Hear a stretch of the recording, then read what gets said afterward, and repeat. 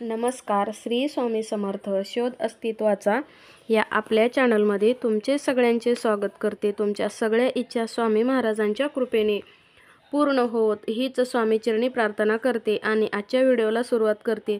तर आजच्या व्हिडिओमध्ये आपण बघणार आहोत, अमावस्येच्या दिवशी आपल्याला एक दिवा लावायचा आहे आणि त्या दिव्याच्या खाली आपल्याला काय आसन द्यायचं आहे आणि त्यामुळे आपल्या घरातील जे देवी देवता आहेत, म्हणजे जे आपले कुलदेवी कुलदैवत जे आपल्यावर नाराज आहेत, त्यांची कृपा आपल्यावर कशी होईल आणि त्यांचा आशीर्वाद आपल्याला कसा मिळेल आणि त्यांचा जर आशीर्वाद आपल्याला असेल तर आपल्या घराची भरभराट झाल्याशिवाय राहणार नाही. आपल्या प्रत्येक कामामध्ये आपल्याला यश मान सन्मान प्राप्त होत असतो. तर असा एक आपण आज उपाय बघणार आहोत. तर मी तुम्हाला पहिलं सांगेन की तुम्हाला घरामध्ये खूप आर्थिक अडचण असं चालत असेल किंवा पैसे घरामध्ये कितीही कष्ट करताय पण घरामध्ये पैसा जर टिकत नसेल, तर तुम्ही रोज ज्यावेळेस देवाजवळ दिवा लावता त्यावेळेस आठवणीनं पिवळी मोहरी आणि 2 लवंग किंवा कापूर या तिन्हीपैकी एक तरी वस्तू रोजच्या रोज आपल्या दिव्यामध्ये टाकत जा. आपण ज्या वेळेस मनातून अशी सेवा करतो त्यावेळेस आपल्या दिव्यामध्ये किती छान असं बघा हातानं कोरल्यासारखी चंद्रकोर आलेली आहे आणि दिवा पण एकदम शांत चालत आहे. तर आपण जी ही पूजा करतो ते देव आपली स्वीकारत असतात, आपल्यावर प्रसन्न होत असतात आणि हेच देव जर आपण एक दिवस 2 दिवस जर पूजा नाही केली तर ते देव आपले खूप नाराज होतात आपल्यावर. म्हणजे आपण कधी त्यांची पूजा करतो अशी ती वाट बघत असतात आणि ज्यावेळेस आपण पूजा करत नाही त्यावेळेस ते खूप नाराज होत असतात आणि आपल्याला त्यांचा म्हणजे त्यांनी जी शिक्षा आपल्याला जी भेटते, आपल्या कर्माचं फळ जे आपण म्हणतो ते आपल्याला भोगावं लागतं. आणि परत आपणच म्हणतो मी एवढं देवाचं करतो, मी एवढं देवाचं करते, पोथी पारायण करतो, पण काहीच उपयोग होत नाही किंवा काहीच फरक पडत नाही.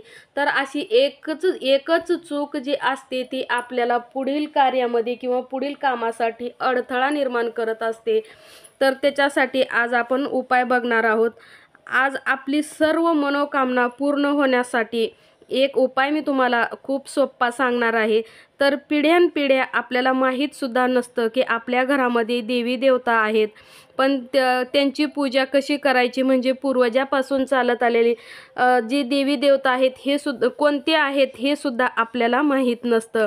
आणि त्यांची पूजा कधी करावी कशी करावी हे सुद्धा माहीत नसतं. कारण आत्ताचं जग जे आहे खूप धावपळीचं आहे आणि उठलं की आपल्याला कुठंतरी जॉबला जायचं असतं, काहीतरी कामं असतात आणि त्याच्यामध्ये आपल्या अंगामध्ये भरपूर असा आळससुद्धा असतो.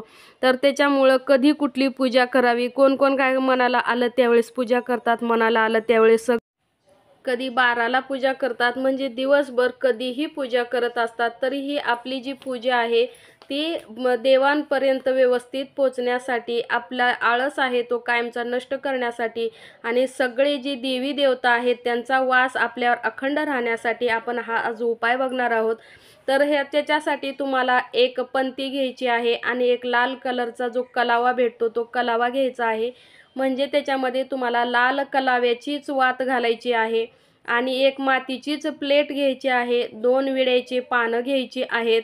हे साहित्य आपल्याला लागणार आहे. बघा, 2 विड्याची पानं, एक पंती, एक मातीचीच प्लेट आणि त्याच्यामध्ये लाल कलावा, म्हणजे लाल कलावा आपल्याला वातीसाठी लागणार आहे. आणि त्याच्यानंतर तुम्हाला सगळ्यात महत्त्वाचं म्हणजे 2 कापराच्या वड्यासुद्धा लागणार आहेत आणि परत आपल्याला 1 मूठ भरून बेलाची पानं लागणार आहेत, 1 मूठ भरून तुळशीची पानं लागणार आहेत आणि 1 मूठभर आपल्याला लिंबाची पानं लागणार आहेत. तर हे आज आपलं साहित्य आहे आणि या साहित्यामुळे बघा आपल्याला आपल्या देवांचा जो आशीर्वाद आहे तो खूप मोठ्या प्रमाणामध्ये आपल्याला लागणार आहे. आपली जी रखडलेली कामं आहेत ती आपली सगळी मार्गी लागणार आहेत. तर बघा, आता मी तुम्हाला एक महत्त्वाचं सांगते. आपल्याला देवपूजा करायला खूप टाळाटाळ आपण करत असतो. सगळं काम आपण वेळेत करतो पण देवपूजा तेवढं वेळेत करत नाही. याचा दोष मात्र आपल्याला लागतो, वेळ मिळत नसतो. त्याच्यामुळं आपण काय करतो, आजच्या दिवस असू द्या असं म्हणतो, पण जी देव आहेत ते आपली वाट बघत असतात, त्याच्यामुळं त्याचा दोष आपल्याला लागत असतो. भूक लागली की लगेच आपण जेवण करतो, तहान लागली की आपण लगेच पाणी पितो, जे पाहिजे ते लगेच करतो, पण फक्त देवपूजा मात्र मनात आली तर करणार, नाही तर नाही. यामुळे आपल्याला खूप मोठ्या प्रमाणामध्ये याचा दोष लागतो. देव आपल्याकडे आपण पूजा किती श्रद्धेने करतो, किती मनातून करतो हे बघत असतात आणि आपल्यावर प्रसन्न होत असतात. आणि एका दिवशी बघा, आपण मुक्या प्राण्यांना सुद्धा रोज खाऊ घालत असतो आणि एका दिवशी जर आपण खायला नाही घातलं तर ते प्राणीसुद्धा आपली वाट बघत असतात. त्याचप्रमाणे देवसुद्धा आपण त्यांची श्रद्धेने भक्तिभावाने पूजा करतो म्हणून ते आपली वाट बघत असतात. तर मनात आलं त्यावेळेस तुम्ही पूजा करू नका. जेवढं होईल तेवढं सकाळी लवकर अगोदर देवपूजा करून बाकीची घरातली कामं केली तरी सुद्धा चालतात. त्याच्यासाठी थोडंसं लवकर उठायचं आहे. त्याच्यानंतर आपल्याला काय करायचं आहे, एक छोटासा चौरंग घ्यायचा आहे, आपल्या देवघराच्या समोर बसायचं आहे. हा उपाय तुम्हाला संध्याकाळी 6च्या नंतर 10च्या आत कधी पण करायचा आहे. देवघराच्या समोर दिवाबत्ती झाल्यानंतर आपल्याला एक छोटासा लाकडी पाट किंवा लाकडी काहीही एखादी वस्तू घ्यायची आहे. छोटंसं फळी असली तरी चालते आणि त्याच्यावरती 2 विड्याची पानं मांडायची आहे. त्याच्यावर हळदी कुंकू व्हायचं आहे आणि त्याच्यावर तुम्हाला जी मातीची प्लेट आहे ती मातीची प्लेट ठेवायची आहे. मोठी जर पंती भेटली, तुम्हाला प्लेट नाही भेटली, मोठी पंती भेटली तर सुद्धा ठेवू शकता. आणि जे आपण लिंबाचा पाला आणि तुळशीचे पानं, लिंबाची पानं, तुळशीची पानं आणि बेलाची पानं जी घेतलेली आहेत ती सगळी पानं आपल्याला या प्लेटमध्ये घालायची आहेत आणि त्याच्यावरती तुम्हाला दिवा ठेवायचा आहे. दिव्यामध्ये तिळाचं तेल घालायचं आहे आणि लाल कलरची 2 वात्या करायच्या आणि त्याची एक वात करून आपल्याला त्या दिव्यामध्ये घालायची आहे आणि त्याच्यानंतर त्याच्यामध्ये तुम्हाला कापूर घालायचा आहे आणि हा दिवा प्रज्वलित करायचा आहे.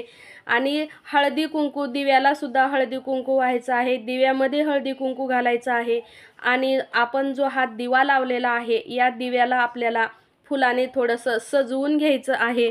आणि नंतर आपल्याला ही प्लेट जिथे आपण ही प्लेट ठेवलेली आहे त्याच्या खाली जो आपण लाकडी चौरंग किंवा पाट काय असेल ते ठेवलं आहे त्याला सुद्धा आपल्याला फुलं अर्पण करायची आहेत. सगळीकडं आपल्याला फुलं अर्पण करून दिवा छान सजवून घ्यायचा आहे आणि त्याच्यानंतर हात जोडून आपल्याला प्रार्थना करायची आहे की हे कुलदेवी कुलदेवता, आमच्याकडून काही चूक झाली असेल तर आम्हाला क्षमा करावी. आमच्या पूर्वजाकडून काही चुका झाल्या असतील, त्यांच्याकडून तुमची काही सेवा झाली नसेल तर ती चूक सुधारण्यासाठी आणि आमच्या मार्गातील अडथळे दूर करण्यासाठी आम्हाला एक संधी तुम्ही द्यावी आणि आमच्या घरामध्ये निरंतर तुम्ही वास करावा.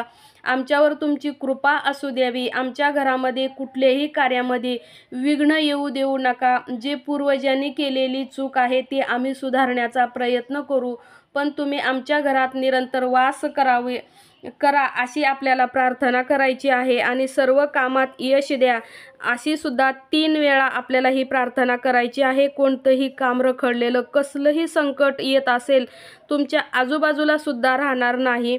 बेलपत्र ही शंकराची शक्ती आहे, तुळशी ही विष्णूची शक्ती आहे आणि जी निंबाची पानं घेतलोय आपण ती देवी भगवती, देवी लक्ष्मी आणि आई अंबाबाईची सुद्धा शक्ती या पानामध्ये आहे. तर आपण हा दिवा लावल्यामुळे आपल्यावर सगळे देवांची कृपा होणार आहे. जेवढे विष्णूचे अवतार आहेत त्यांची कृपा होणार आहे, जेवढे शंकराचे अवतार आहेत तेवढ्यांची कृपा होणार आहे आणि लक्ष्मी देवीचा वास तर आपल्या घरामध्ये राहणार आहे.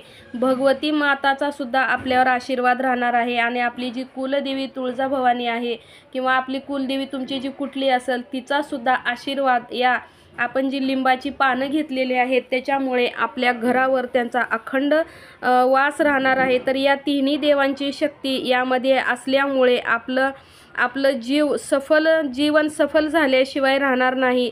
त्या घरामध्ये पितृदोष, वास्तुदोष, कोणताही दोष आपल्याला लागणार नाही. या तिन्ही देवांची ऊर्जा आपल्याला मिळणार आहे. हे उपाय केल्यावर आपल्या घरावर, घरातील प्रत्येक माणसावर त्रिमूर्तीचा आशीर्वाद आपल्या घरावर राहणार आहे. आणि हा उपाय तुम्हाला 3 अमावस्या लगातार करायचे आहे. तर 3 अमावस्या आपल्याला उपाय करायचा असल्यामुळं आपल्याला 3 पंते आणि 3 प्लेट लागणार आहेत. जर तुम्हाला मिळत नसतील तर तुम्ही 1 पंती आणि 1 प्लेटवर सुद्धा हे काम भागवू शकता.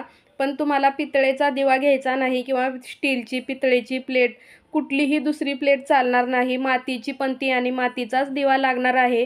आणि हा उपाय तुम्हाला 3 शनिवार करायचा आहे. आणि ज्या वेळेस तुम्ही हा 1 शनिवार उपाय केला तुम्हाला तिसऱ्या दिवशी तुम्हाला फरक जाणवेल. तुमच्या घरामध्ये म्हणजे कुठून ना कुठून तुम्हाला काही ना काही कुणी ना कुणी तर तुम्हाला पैसे आणून दिलेला असेल किंवा तुमच्याकडे कुठून ना कुठून पैसा आलेला असेल. 3च दिवसामध्ये तुम्हाला याचा फरक जाणवेल. आणि दुसऱ्या दिवशी सकाळी तुम्हाला काय करायचं आहे, पंती काढून ठेवायची आहे, स्वच्छ धुवून ठेवायची आहे. आणि जो आपण ते पानं घेतलेली आहेत ती पानं सकाळी तुम्हाला एखाद्या झाडाखाली टाकायची आहेत. कुणाच्या पायामध्ये येणार नाहीत याची काळजी घ्यायची आहे. आणि जर हा तुम्ही 3 अमावस्या हा उपाय केलात तर तुम्हाला जाणवेल की तुमच्या घराची किती प्रगती झालेली आहे, किती भरभराट झालेली आहे. म्हणजे म्हणतात ना, सर्व्हिसिंग केल्यावर जशी गाडी पळते तशी आपल्या घराची प्रगती झालेली असेल. श्री स्वामी समर्थ.